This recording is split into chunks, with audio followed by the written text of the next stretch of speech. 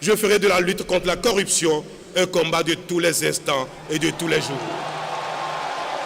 La corruption, la lutte contre les narcotrafiquants, un chantier controversé pour les 2 ans du nouveau départ. J'affirme que je suis déjà prêt, maintenant et tout de suite. Tout a commencé par la drogue. Première affaire, une déchirure de 2 grands alliés politiques, Ajavon et Talon.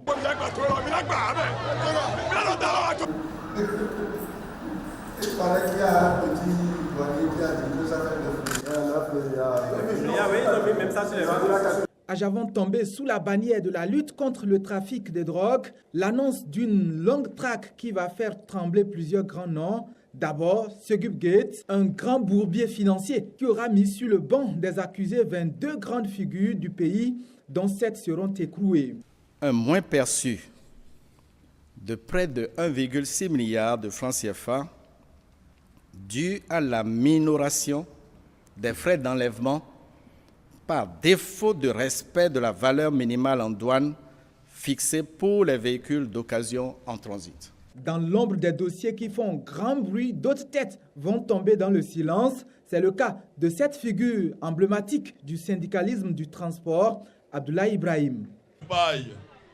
Nous tournons le même page. Vous voulez tromper qui? C'est eux qui changent les pénés, c'est eux qui font tout.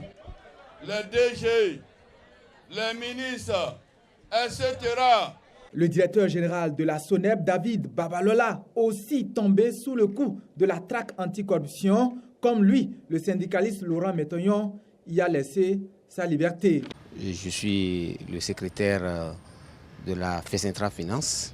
Je suis également le président du CCGB, c'est-à-dire le cadre de concertation pour la bonne gouvernance au Bénin. Pour raison de gestion financière aussi, plusieurs maires sont éjectés de leur fauteuil. Le plus représentatif, Léadi Soglo, juste avant que les faux médicaments n'emportent Mohamed Atao. Et je persiste et je signe. Je n'ai pas été élu par les Cotonois et les Cotonoises pour me crêper le chignon avec M. Modeste Toboula. Tout le temps, dès qu'il parle de la famille Soglo, il y a un maillon faible. Le maillon faible pour lui, c'est Léadi. C'est tout. Mon fils ne lui a rien fait du tout. Il n'a rien à voir du tout dans cette histoire-là. Ils ont envoyé pas mal de policiers, plus de 10, et ils ont bloqué tous les vents. Tous les vents, et personne ne pourrait pas savoir ce qui se passe chez notre honorable. Les concours frauduleux, les faux diplômes, Patrice Talon a fait lever de gros lièvres, mais dans sa chasse contre la fraude, le narcotrafic et la corruption, le président est tout aussi applaudi qu'il est critiqué. Il faut du courage aujourd'hui pour être démocrate au Bénin. Il faut de l'abnégation pour le rester. Il est presque suicidaire de le revendiquer ou de le professer. Vous êtes rares à prendre ce risque.